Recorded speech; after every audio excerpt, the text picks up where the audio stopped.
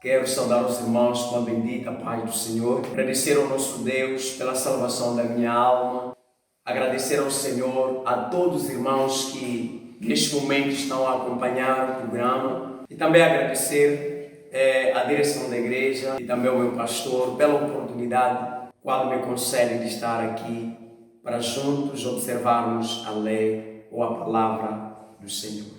Hoje vamos ler a palavra do Senhor. Qual é o significado da Páscoa? Nós vamos encontrar isso na palavra do Senhor. Vamos abrir a palavra do Senhor em Isaías 53. Encontramos a palavra do Senhor e vamos ler os versículos do primeiro versículo até o versículo 5. Diz assim a palavra do nosso Deus: quem deu crédito à nossa pregação e a quem se manifestou o braço do Senhor, porque foi subindo como renovo perante ele e como raiz de uma terra seca. Não tinha parecer nem formosura, e olhando nós para ele, nenhuma beleza víamos para que o desejássemos. Versículo 3. Era desprezado e o mais indigno entre os homens, homem de dores, experimentado nos trabalhos, e como um de quem os homens escondiam o rosto, era desprezado, e não fizemos dele mal algum.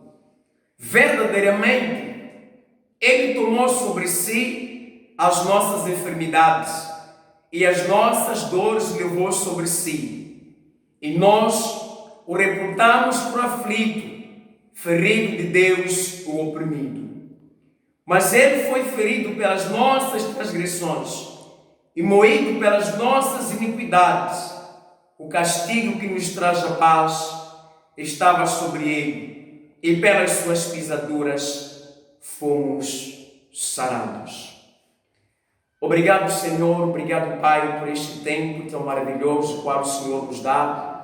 Quero, Pai, exaltar o Teu santo nome e reconhecer, o meu bom Deus, que Jesus Cristo, Ele é o Salvador da humanidade, Ele é quem justifica a nossa existência, Ele que justifica o perdão dos nossos pecados, Ele que trouxe a salvação para a humanidade. Pai amado, queremos Te dar graças por isso. Nos faltam palavras, ó Pai amado, que vão glorificar o Teu santo nome. Simplesmente queremos, ó Pai, pedir a sua guarda, a sua proteção, que o Senhor possa nos acompanhar, Pai amado, neste trabalho. Muito obrigado, Senhor. Guarda, proteja a nação moçambicana, também mundial. Colocamos tudo, Pai, no seu comando e controle, sabendo que o nosso Deus vive de hoje a amanhã, para tudo sempre. Seja louvado o nome do nosso Senhor glorioso, Jesus Cristo. Amém. Amados irmãos, a Páscoa é algo que não começa no Novo Testamento, é algo que começou lá no Velho Testamento. O que é a Páscoa?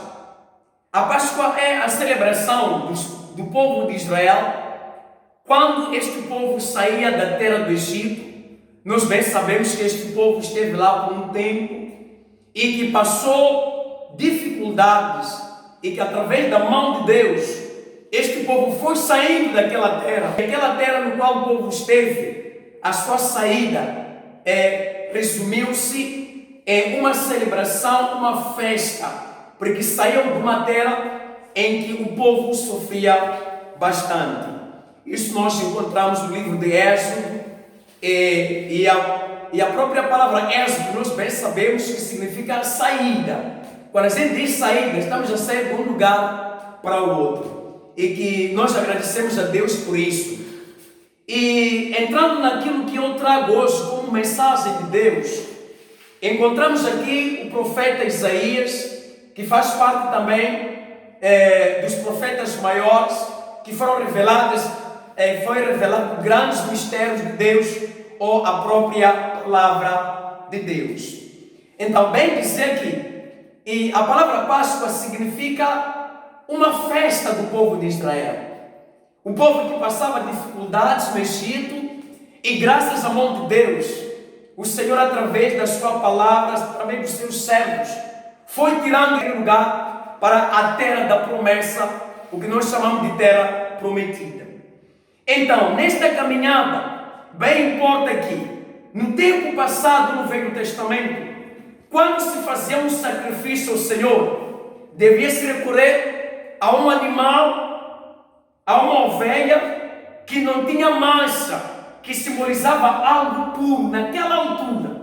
E assim, o povo era perdoado dos seus pecados através deste animal que era sacrificado ao Senhor. E lá derramava-se o sangue, e aquele sangue servia de remissão ou perdão dos pecados do povo naquela altura. Mas isso foi acontecendo várias vezes, e Deus, através dos profetas, foi anunciando a sua palavra, trazendo ao homem qual é o modelo de vida que este homem tinha que ter. Usou vários profetas, mas mesmo assim, o homem ainda continuava a não cumprir a palavra do Senhor. E Deus, pelo seu amor tão grandioso e a sua misericórdia, Ele desenha um novo projeto. Porque uma coisa que nós temos que perceber é, quando pecamos contra Deus, nós basicamente nos afastamos dele. Ele não porque se afasta de nós, mas o pecado que o povo cometeu ou o homem comete faz com que este perde a graça de Deus em sua vida. Se nós recuarmos para o Éden, vamos encontrar lá que Deus criou, colocou Adão lá, para que ele pudesse ter o domínio das coisas e ele pudesse viver segundo a vontade de Deus. Mas, passado algum tempo, Adão pecou com Eva. E aí entra o pecado, uma separação da convivência humana com a convivência de Deus. Por quê? Porque o pecado é uma mancha na vida do homem. O pecado separa o homem de Deus. E bem sabemos que nosso Deus é santo. Ele não habita no mesmo lugar com o pecado. E daí, para que este povo, esta nação, pudesse ser salvo, Deus desenha um novo projeto para a salvação da humanidade.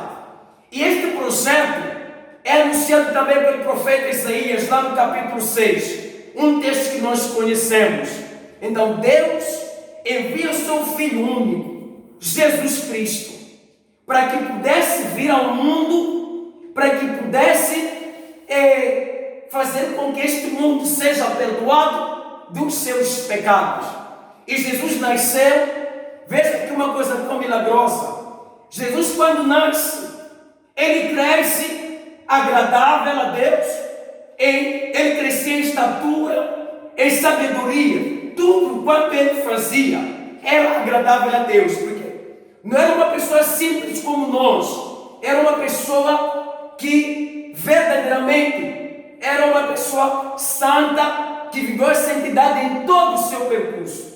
Quando chega o tempo de Jesus começar o seu ministério, já aos 30 anos, começa o ministério dele. Então, importa saber que quando também João Batista estava batizando no Rio Jordão, importa dizer aos irmãos que, quando Jesus aparece, João é revelado que Jesus Cristo verdadeiramente é o Cordeiro de Deus que veio para a remissão dos pecados da humanidade.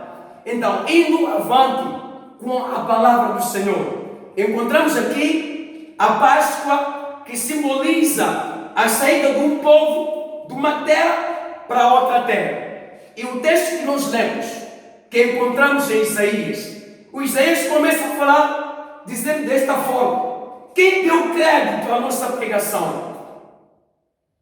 Quem deu crédito à nossa pregação?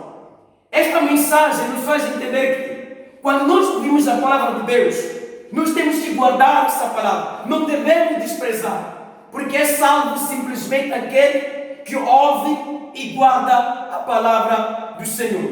Olhando para a pessoa de Jesus Cristo, quando ele veio, encontramos o profeta Isaías aqui, dizendo que ele era desprezado, ele não se via algo importante nele, razão pela qual a própria humanidade não via dela formosura, que ele é, o que ele vinha fazer. O homem não levou em conta isso, mas importa dizer que a vinda do Senhor Jesus à terra é muito mais para a salvação da própria humanidade, razão pela qual nós temos que reconhecer que Jesus Cristo é o Senhor da nossa vida.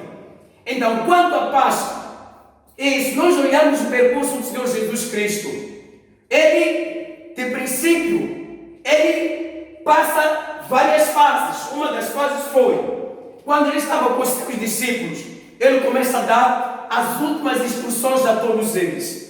Depois disso, num dos seus discípulos foi usado para que ele pudesse trair ao Filho do Homem.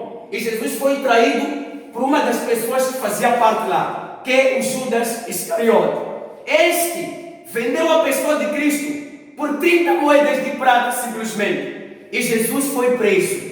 Se nós olharmos para ele, vamos ver que Jesus, na sua peregrinação na terra, não teve marcha, não fez mal a ninguém. Mas aqui ele é acusado pelo mundo sobre a maneira como ele vinha fazendo ou vivendo aqui na terra. Se nós olharmos como Jesus começa, o sofrimento dele começa em Getsemane.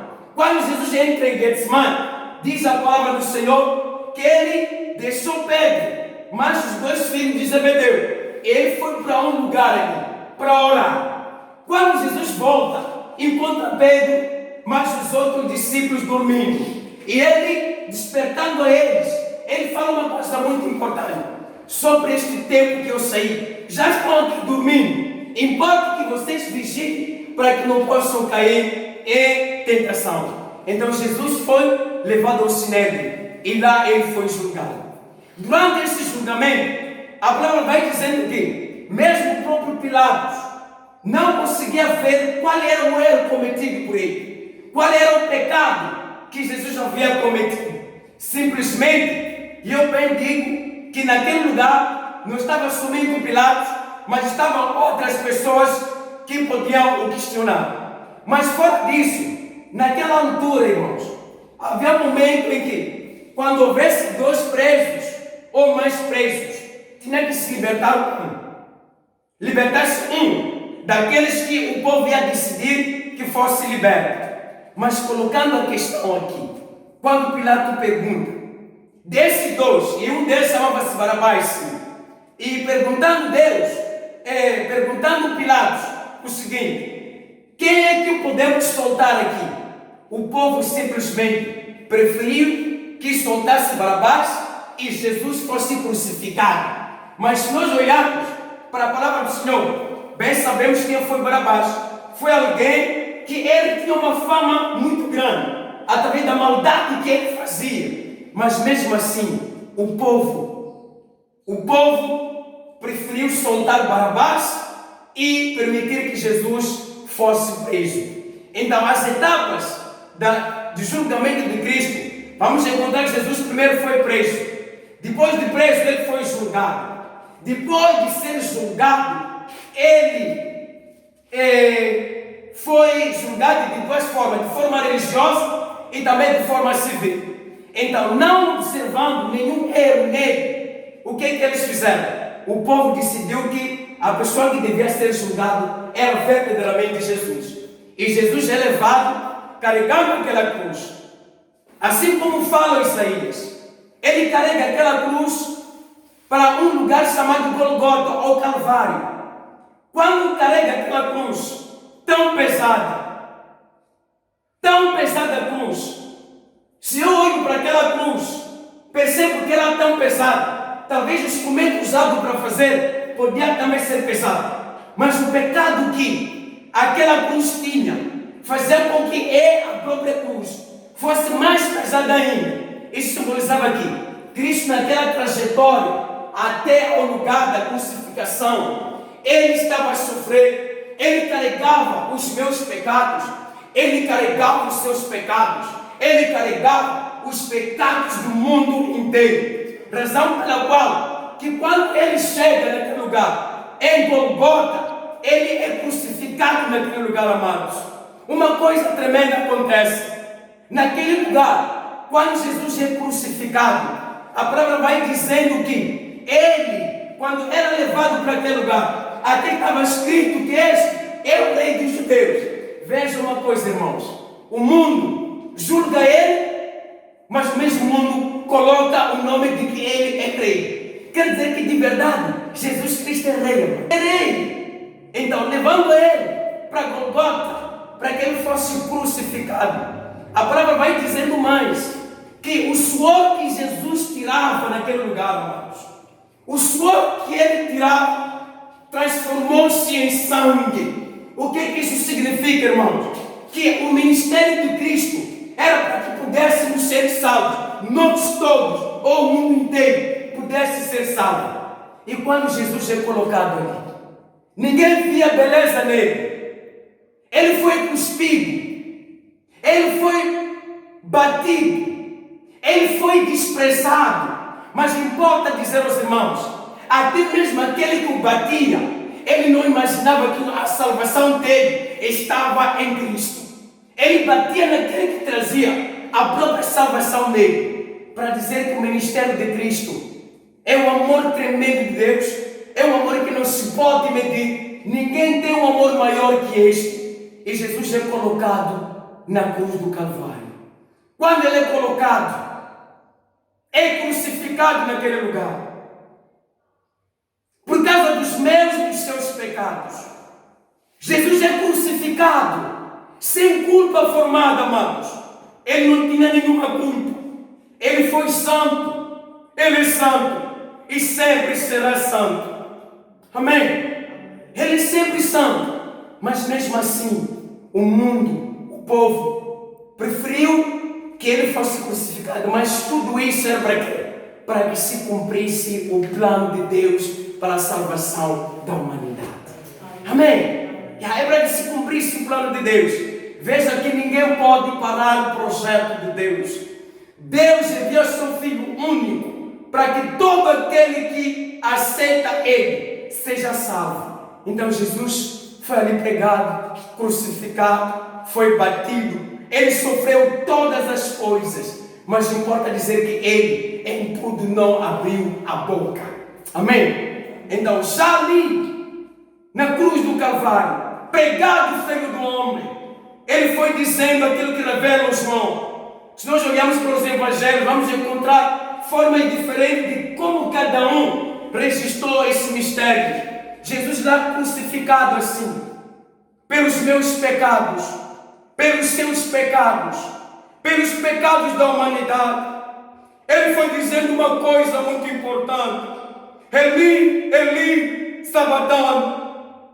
Os nossos pecados estavam ali, ele carregava todos eles. Depois de proferir essas palavras, o João vai dizendo: está consumado. A morte de Jesus é a salvação da humanidade. Quando ele dizia está consumado, estava a dizer que a nação já está salva, porque eu morri naquele lugar. Porque eu morri naquele lugar. Entreguei a minha vida naquele lugar. Mas importa que Jesus, em toda maneira de ser, ele sempre cumpriu a palavra do seu Pai. E em algum momento ele dizia assim para o Pai: se é de sua vontade, que não deixe passar este cálice. Mas isso tudo era para que se cumprisse a palavra do Senhor. Amados irmãos, entendemos que Páscoa hoje, o que é que simboliza? A vida, aquela vida que nós tivemos, antiga, quando nós morremos, ou Cristo morre, é para nos tirar de uma vida para a outra vida. O povo de Israel também, quando sai do Egito, sai daquela vida ou daquele lugar para um novo lugar. Assim como nós também. O que deve acontecer, temos que perceber que Páscoa é saída de um lugar para outro lugar. Aquela vida que nós levávamos, que não agradava ao Senhor, temos que abandonar e pegarmos a vida que agrada ao Senhor. Nada importa quando nós, conhecendo a palavra do Senhor, viver as coisas antigas, enquanto nós ouvimos a palavra do Senhor que fala da Páscoa ou da salvação. Então, amados irmãos, nesses últimos tempos, nós temos encontrado situações em que o nome de Jesus é blasfemado por aquilo que nós fazemos. As nossas ações, as nossas atitudes antigas, aquelas coisas ruins, pecado, temos que abandonar e agora entrar no mundo que agrada ao Senhor, que é a santificação. Porque Jesus morreu por nós e nos deu isso. Então, vou terminar a minha ministração da palavra dizendo que todo aquele que aceita o Senhor Jesus Cristo como Senhor e Salvador da sua vida é salvo de graça. Amém? E para todos aqueles que nos ouvem ou que acompanham a palavra do Senhor neste tempo, queria deixar uma coisa muito importante, que é o momento de apelar àqueles que ouviram a mensagem ou a palavra do Senhor. Coloque a sua mão no peito ou no coração, ou levante a sua mão onde estiver. Se estiver em casa ou está em outro lugar, não é nenhum problema. Ergue a sua mão ou coloque a sua mão no peito, para eu deixar uma oração para si. Se aceita o Senhor Jesus como o Senhor e Salvador da sua vida, vai repetindo comigo dizendo assim: Senhor Jesus, muito obrigado por este dia tão maravilhoso, qual o Senhor me deu. Ouvi a sua palavra, perdoa os meus pecados, escreve meu nome no livro da vida e me ensina a viver nos seus caminhos. Apague toda a iniquidade, abençoa a minha vida, abençoa a minha família e o trabalho das mãos, a minha vida acadêmica, tudo, Pai, coloco nas tuas mãos. Abençoa no geral a minha família, de hoje a amanhã, para todos sempre, no nome de Jesus. Amém. E para os que aceitaram a Cristo, as nossas linhas estão abertas para aconselhamento espiritual. É só verificar no rodapé do seu ecrã. E se tiver pedidos de orações, pode enviar para o número que passa no rodapé também. E o número estará disponível de segunda a sexta-feira, das 9 às 17 horas. Que Deus ricamente nos abençoe e fique ligado ao nosso canal. Até lá!